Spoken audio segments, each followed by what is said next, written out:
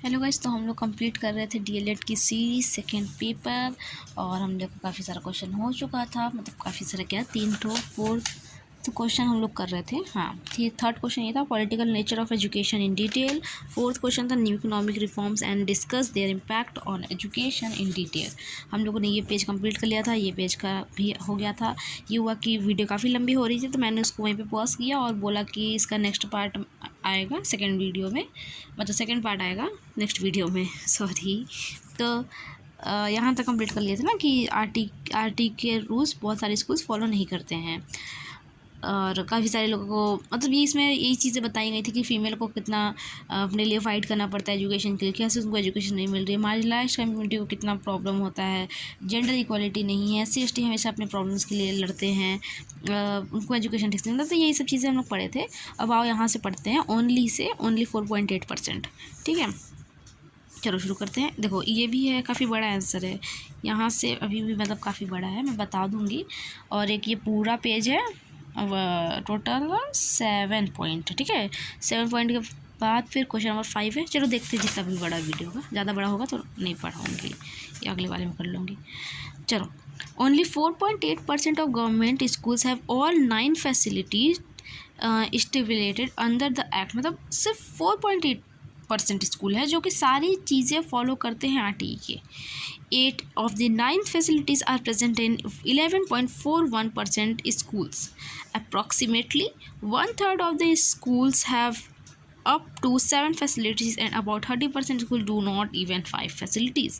मतलब कुछ तो ऐसे हैं जिसमें कुछ ये एक भी नई फैसिलिटी प्रोवाइड की जा रही है, कुछ है जिसमें 4-5 तो प्रोवाइड करते हैं, कुछ हैं जिसमें 7 ही हैं, कुछ ही हैं जिसमें 8 है, और 9th फैसिलिटीज़ वाले तो बहुत ही कम है। 4.8 डाटा है उनका। ठीक है, ये डाटा याद करने की जरूरत नहीं है, बट फिर भी अपने आंसर को बड़ा करना हो तो ये सब याद रखना पड़ेगा। The annual RT forum study, हाँ ठीक है, states like UP, Bihar, Jharkhand, Madhya Pradesh, Chhattisgarh, Andhra Pradesh, West Bengal and Orissa suffer from the largest backlog in terms of recruitment of teachers qualified as per RTE norms. मतलब कि जैसे काफ़ी सारे स्टेट्स हैं, यूपी है, बिहार है, मध्य प्रदेश है, छत्तीसगढ़ है, आंध्र प्रदेश है, वेस्ट बंगाल है, उड़ीसा है, ये काफ़ी ज़्यादा सफ़र कर रहे हैं। मतलब इतना इनके पास बैकलॉग है टीचर के रिक्रूटमेंट की कि मतलब क्या ही बोलना, ये काफ़ी ज़्यादा अपने हिसाब से, अपने तरह से बहुत ज़्यादा सफ़र कर रहे हैं, क्योंकि इनके पास टीचर ही नहीं है उतने qualified.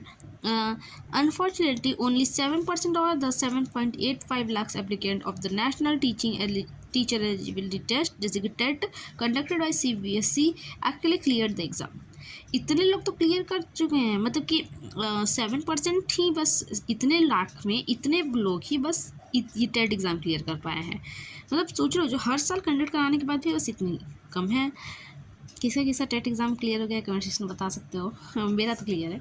It is extremely important that the government reduce the involvement of teachers in non-teaching activities like polio drops, campaign और census डाटा कलेक्शन। मतलब कि ये काफ़ी इंपॉर्टेंट है हमारे लिए, काफ़ी ज़्यादा इंपॉर्टेंट है कि टीचर्स का नॉन टीचिंग एक्टिविटीज़ में उनकी ड्यूटी लगाना बंद कर दी जाए। पोलियो ड्रॉप्स के लिए और जब भी डाटा कलेक्शन के लिए जाते हैं गांव में, तो उसके लिए टीचर्स नहीं जाना चाहिए, उसके लिए भाई आप अलग भर्ती कराइए। This reduces the time teachers have for teaching and to deal with other students and school related issues. सही बात है, स्कूल रिलेटेड इश्यूज़ के लिए है ना, कि जाकर जगह जगह दवाई पिलाने के लिए उसके लिए दूसरी वैकेंसी लेकर के आओ, जॉब्स भी क्रिएट होंगी। अब चाहोगे कि टीचर ही बन जाए और सारा काम भी कर ले आपका, तो ये तो नहीं हो पाएगा, उसके लिए आप अलग से सैलरी भी नहीं देते हो। विथ फ्यूअर टीचर्स एंड हाँ untrained teachers we are gambling with the future of these childrens. सही बात है, थोड़े से कम टीचर हैं और अनट्रेंड टीचर हैं, तो इससे तो चिल्ड्रंस को ही ना प्रॉब्लम आ रहा है। गैम्बलिंग मतलब जुआ खेलना, ठीक है, वैसे वही इस तरह से कुछ ये वर्ड को यहाँ पे यूज़ किया गया है। हाँ, they are not given individual attention and are being taught by teachers who are not be able to relate with their life realities। मतलब कि teachers uneducated, I mean not uneducated, untrained हैं, तो वो बच्चों को ठीक से पढ़ा भी नहीं सकते, उनको अपने लाइफ से रिलेट करने चीज़ें आएंगी ही नहीं। New economic reforms in India refers to the neoliberal policies introduced by the government in 1991 and in the later years. मतलब कि एक काफ़ी सारे इकोनॉमिक रिफॉर्म जो लेके आए गए इंडिया में वो नॉन लिबरल पॉलिसीज़ के थ्रू था, मतलब कि गवर्नमेंट इसको इस पॉलिसी को फॉलो करते हुए लेकर के आई 1991 में और उसके बाद वाले भी काफ़ी सारे ईयर्स में. The central point of the reforms was liberalization of the economy, simplifying regulations, giving more role to the private sector and opening up the economy to competition. मतलब कि क्या क्या चेंजेस आया कि जिससे लिबरल हुआ, काफ़ी सारे प्राइवेट सेक्टर को चांस मिला, ये सब चीज़ें. New industrial policy of 1991 is the heart of new economic reforms. ये काफ़ी अच्छी चीज़ आई थी गवर्नमेंट की तरफ से. The philosophy of new economic policy was enhancing competition based upon market orientation. During the last 25 years the economic reforms has produced significant impact on economy, mostly positive. मतलब कि last के जो 25 साल थे उसमें हमारे इंडिया की इकोनॉमी पे काफ़ी फर्क पड़ा है, क्योंकि काफ़ी अच्छे अच्छे रिफॉर्म्स आ रहे थे इंडिया की तरफ से, गवर्नमेंट की तरफ से इंडिया के लिए. Following are the main features of new economic reforms. अब देख लो क्या क्या फीचर थे न्यू इकोनॉमिक रिफॉर्म्स के 1991 में और उसके बाद में. देखो, पहला, डिजर्वेशन ऑफ द इंडस्ट्रियल सेक्टर.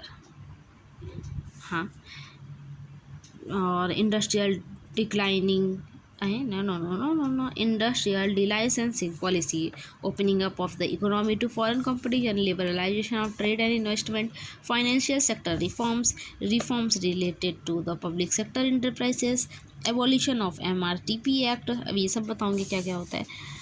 इतने सारे रिफॉर्म्स आए, तो चलो पहले से पढ़ते हैं. D reservation of the industrial sector. The industrial sector of the economy has been opened up to the private sector after the new industrial policy of 1991. 1991 के बाद जो ओपन कर दी गई private sector, industrial sector of the economy has been opened up. मतलब जो industrial sector था वो खुल चुका, मतलब ओपन हो चुका सबके लिए प्राइवेट सेक्टर में. जैसे कि न्यू इंडस्ट्रियल पॉलिसी के बाद 1991, पहले ऐसा ही था. Previously the public sector has given reservation specially in the capital goods and की इंडस्ट्रीज. पहले ऐसा नहीं था, पहले ऐसा था कि जो पब्लिक सेक्टर ही बस उसमें ओपन था. ठीक है, हाँ ठीक है, की industries. Other operators, private sectors and foreign investors were not allowed in these critical industries. ऐसे इंडस्ट्री में इनका आना अलाउड ही नहीं था. Deregulation of the industrial sector allowed private sector operation in most of these sectors except in 8 selected areas including atomic energy, mining and railways. इसमें private sector नहीं आ सकती, foreign countries नहीं आ सकती, फॉरेन सेक्टर नहीं आ सकता. ये कुछ ऐसे सेक्टर है जहाँ पे बस गवर्नमेंट ही काम करेगी. टोटल ऐसे 8 सेलेक्टेड एरिया है. दूसरा, industrial delicensing policy. The most important part of the new industrial policy of 1991 was the end of industrial licensing or license राज और रेड टेपिज्म. मतलब कि ये काफ़ी सारे लोगों का लाइसेंस हटा दी जो कि सही से वर्क नहीं कर रहे थे. एक सेकंड, मुझे फिर से पढ़ने दो. The most important part of the new industrial policy of 1991 was the end of industrial licensing और लाइसेंस राज और रेड टेपिज्म. मतलब इसको एंड कर दे. ठीक है, under the previous industrial licensing policies private sector firms have to secure licence to start an industry. फिर जिसको भी अपना इंडस्ट्री स्टार्ट किया गया वो इसके अंडर आके अपना पहले लाइसेंस सिक्योर करे, उसके बाद अपना काम करे. This has created long delays in the startups of industries. The industrial policy of 1991 has almost abandoned the industrial licensing system. It has reduced industrial licensing to 15 sectors. ये काफ़ी सारे लोगों के लिए reduce कर दिया इंडस्ट्रियल लाइसेंसिंग. टोटल ऐसे 15 sector थे जहाँ पे लाइसेंसिंग का काम reduce हो गया. चलो, अब opening up the economy to foreign competition. Another major feature of economic reform measure was that it has given welcome to foreign investors and foreign technologies. मतलब कि इससे काफ़ी सारे फॉरेन इन्वेस्टमेंट हमारे इंडिया में होने लगे, फॉरेन टेक्नोलॉजी आने लगी इंडिया में. Opening up of the economy to foreign competition started a new era in India economic policy with permission to FDI up to 51% in selected sectors. मतलब कि 51% मिलने लगा पर कुछ ही सेक्टर्स में, और उन लोग को हम लोग बुलाए, जैसे कि फॉरेन इन्वेस्टमेंट होता है, फॉरेन सेक्टर्स के लोग हमारे यहाँ करके इन्वेस्ट करते हैं, तो इससे किसकी इकोनॉमी बूस्ट होती है? ऑब्वियस सी बात है, आवर इंडिया की. पहले ऐसा नहीं था, वो लोग नहीं इन्वेस्ट कर पाते थे, बट फिर बाद में एक न्यू इकोनॉमिक रिफॉर्म के through they can invest in our country. चौथा point, liberalisation of trade and investment. The economic reforms introduced extensive liberalization of foreign trade and foreign investment. Foreign trade और foreign investment के लिए क्या introduce किया? Liberalisation. The import substitution and import restriction policies were avoided and instead import liberalisation and export promotion policies were introduced. मतलब कि export promotion policies भी introduce की गई। On the investment front, the economic reform mark the era of capital mobility in the country. Foreign capital in the form of FDI, foreign direct investment, and FPI, foreign portfolio investment, was entered in our country. पहले ये सब नहीं था, बाद में धीरे धीरे ये सब आने गया। सुने होंगे FDI FPI, न्यूज़ में भी आता है और सुने होंगे कहीं ना कहीं। Financial sector reforms. On the financial sector of government is introduced numerous measures for the deregulation as well as liberalization of the sector. Different banking sector reforms including removal of control on interest rate and branch licensing policy liberalization was launched. Capital market reforms and money market reforms were extensive after 1994. 1994 के बाद capital market जो था वो काफ़ी अच्छे से reform किया, money market भी रिफॉर्म किया और काफ़ी सारे ऐसे बैंकिंग सेक्टर थे जो कि रिफॉर्म किए और रिमूव ऑफ और कंट्रोल ऑफ इंटरेस्ट रेट मतलब सही चीज़ हुई। ब्रांच लाइसेंसिंग पॉलिसी आई और काफ़ी सारी चीज़ों में रिफॉर्म हुआ। ठीक है, फाइनेंशियल सेक्टर में। Sixth point, reform related to public sector enterprise. Public sector enterprises में क्या रिफॉर्म हुआ? Reform in public sector was aimed at enhancing efficiency and competitiveness of the sector. Sector की कॉम्पिटिटिवनेस बढ़ाएंगे तो ऑब्वियस सी बात है company आपस में कम्पीट करेंगी और फ़ायदा किसको होगा? ऑब्वियसली हमको, इंडिया को हर चीज़ से हर तरफ से फ़ायदा होगा। The public sector will be concentrating in key and strategic sectors. Government has adopted disinvestment policy for restructuring of the people sector in the country along with several other policies. Government अपने तरफ से काम कर रही है कि कैसे economic boost की जाए। Abolition of MRTP Act. The new industrial policy of 1991 has abolished the monopoly and restricted trade practice act. हाँ, क्योंकि 1991 के बाद जो न्यू इंडस्ट्रियल पॉलिसी उसमें ये मोनोपोली तो हटा दिया गया था कि बस एक ही कंपनी रूल करेगी या मतलब एक ही कंपनी ट्रेड करेगी, नहीं ऐसा नहीं होगा, सबके लिए ट्रेड ओपन कर दिया गया था। In 2010 the competition commission has emerge as the watchdog in monitoring competitive practice in the economy. The 2010 में जो कॉम्पिटिटिव कमीशन आया वो ऐसे मतलब काम करता था कि वो मॉनिटर करता था हर कॉम्पिटिटिव प्रैक्टिस को economy. The economic reform was started in 1991 and they are still continuing. A major feature of economic reform was that it was implemented in gradual manner. मतलब इसका मेजर फीचर क्या था कि ये बहुत ही अच्छे मैनर में इसको इम्प्लीमेंट किया गया इंडिया में। The reforms were comprehensive and extensive as it covered all sector trade. ये रिफॉर्म काफ़ी अच्छा था क्योंकि ये हर एक सेक्टर हर एक ट्रेड में अच्छा काम किया। Investment, industrial sector, financial sector, public sector, physical sector etcetera, ये सारे सेक्टर थे और भी बहुत सारे सेक्टर जहाँ पे ये न्यू इकोनॉमिक रिफॉर्म काम अच्छा किया था। The new industrial policy introduce in 1991 is a central point of economic reform. ये जैसे मान लो कि इम्पॉर्टेंट था, क्या इम्पॉर्टेंट था? न्यू इंडस्ट्रियल पॉलिसी इम्पॉर्टेंट था इकोनॉमिक रिफॉर्म के लिए।